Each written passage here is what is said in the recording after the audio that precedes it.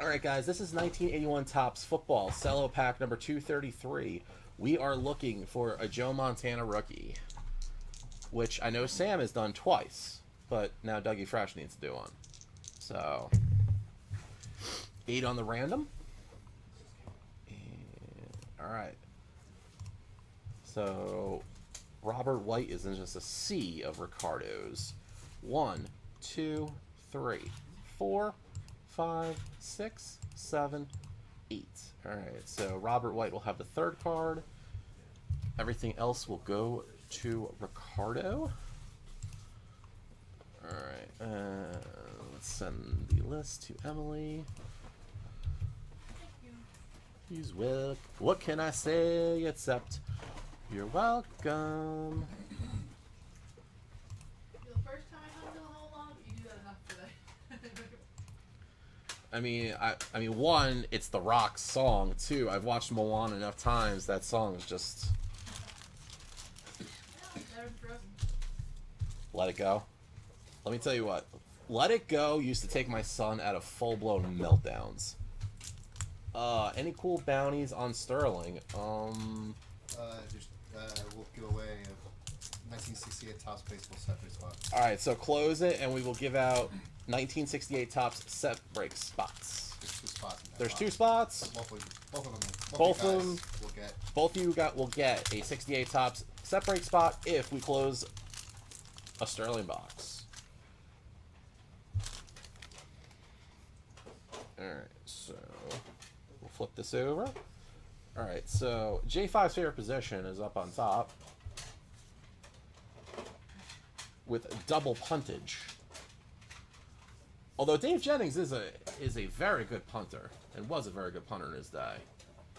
Spot number 1, Dave Jennings, Luke Prestridge. Spot number 2, Ron Springs for J5 and Rockin' Roberts, Dallas Cowboys. See, it's funny. Like, I dislike the Cowboys, and I dislike, just like the Red Sox. But I full-blown loathe and despise the Houston Astros. I have no sympathy for what happened last night with them and the Dodgers. Spot 3, Ted Brown. What, Eagles? I dislike the Eagles because they're a rival, but, like, I respect them as an organization. I have zero respect for the Astros. John Hill? Fair enough. Yeah.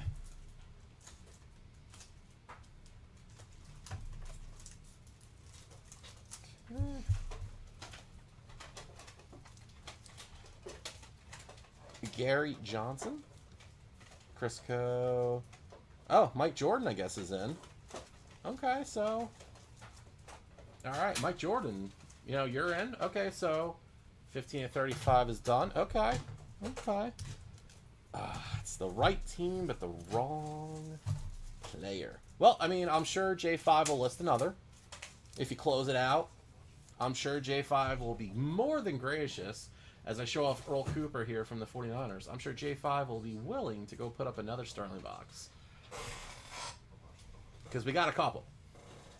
So, alright, so let's save the gum, because if I pull Montana, I will eat it.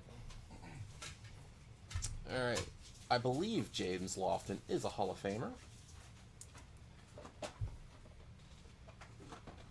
And Crisco, it was an absolute pleasure to hear you today.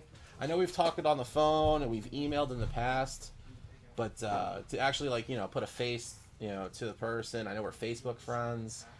Yeah, Chris. I know you seemed a little nervous in the beginning. I don't know if you don't speak publicly that much, but once you got going and you started showing off the cards and telling your story, you got a little more comfortable.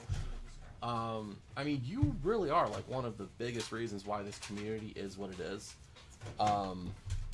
You do so many giveaways, and just your generosity is ridiculous. And I feel like that quote, send it back down send the elevator back down. That's phenomenal. I feel like that a T-shirt should be made with that on there. Ken Fantetti. So Chris, it was amazing to hear you today. you told a great story. And the fact that you gave your first card that you got from us and you branded it to the community. All right, so we got a Hall of Famer here. This is obviously later in his career. Hall of Famer Kenny the Snake Stabler on the Oilers, which is weird considering most of his career was spent with the Raiders. All right, Ike Harris. So, now I don't know if Leighton's watching, and I don't know how who he picks for future people on the Loft episode. So if Lou, also if you're watching too, I would actually lobby for Brian Hawbaker to be a guest on the Loft. I feel like Brian's story is great. He's a good part of the community. I feel like Brian Hawbaker would be a phenomenal future guest for the Loft. So, and CP, I think you would too. I mean, you're one of our Australian regulars. So, just throwing my 2 cents in there. So, no gum will be eaten from that pack. Alright, guys, that was 1981 Topps Football Cello Pack number 233 in the books.